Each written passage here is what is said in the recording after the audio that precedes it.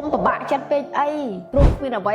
ដែលវាទៀងទាត់ហើយនឹងថិតថេររហូតនោះទេអូប្របាក់ចិត្តពីមុនមិនក៏ប្តីខ្ញុំស្រឡាញ់ខ្ញុំឥឡូវក៏ប្តីខ្ញុំលែងស្រឡាញ់ខ្ញុំដូចមុនក៏ពិតណាក្តីស្រឡាញ់ក៏ដោយសម្រស់ភាពស្រស់ស្អាតរបស់យើងក៏ដោយយើងគ្រប់គ្នាសិតតែដឹងហើយថាទាំងអស់ហ្នឹងវាអត់មែនស្ថិតស្ថេរអមតៈរហូតទេប៉ុន្តែអ្វីដែលយើងមិនអាចទទួលយកបានហ្នឹងគឺយើងអត់ព្រមទទួលយកនឹងតែម្ដងអត់ព្រមទទួលយកថាអាហ្នឹងវាជាការផ្លាស់ប្ដូរគ្រប់យ៉ាងនៅលើលោកយើងនេះវាសិតតែឆ្លងកាត់ការផ្លាស់ប្ដូរទាំងអស់ហ្នឹងវាសិតតែមានការប្រែប្រួលទាំងអស់ហ្នឹងមានតែពាក្យថាប្រែប្រួលទេទៅវានៅដដែលអញ្ចឹងដូចជីវិតយើងវាមានឡើងវាមានចប់អាហ្នឹងគឺជាច្បាប់ធម្មជាតិដែលយើងទទួលយកសូម្បីតែដំណើរក៏ដោយវាអត់មានថាអូយើងឡើ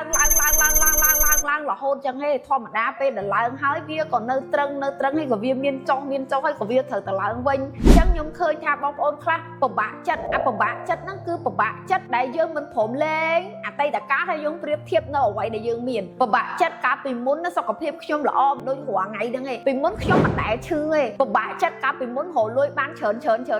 ដល់ឥឡូវវាអត់ដូចមុនទេពិបាកចិត្តដែលពីមុនណាក៏នៅសង្សារប្តីស្រឡាញ់សុំអីក៏បានធ្វើអីក៏ដូចចិត្តដល់តែពេលបានជាប្តីជាប្រពន្ធវាខុសមុនទាំងអស់ការពិតនេះគឺជាច្បាប់នៃភាពប្រែប្រួលហើយនៃការផ្លាស់ប្ដូរការពិតគ្រប់ការផ្លាស់ប្ដូរសុទ្ធតែប្រសើរអ្នកដែលទទួលបានភាពរីកចម្រើននិងប្រសើរបំផុតនៅក្នុងការផ្លាស់ប្ដូរគឺខ្លួនយើងពេលដែលយើងដឹងថាពីមុនយើងគឺជាមនុស្សម្នាក់ដែលគេស្រឡាញ់រហូតចាគេផ្ដល់ឲ្យរហូតយើងទទួលរហូតតតែពេលគេលែងផ្ដល់ឲ្យយើងលែងទទួលបានយើងនឹងចាប់ផ្ដើមចាទទួលបាននៅលទ្ធផលនៃការផ្លាស់ប្ដូរគឺយើងធ្វើជាមនុស្សស្រឡាញ់ខ្លួនឯងច្រើនជាងមុនផ្ដល់ឲ្យខ្លួនឯងច្រើនជាងមុនហើយយើងក៏ធ្វើជាមនុស្សដែលរៀនយល់ពីសេរីភាព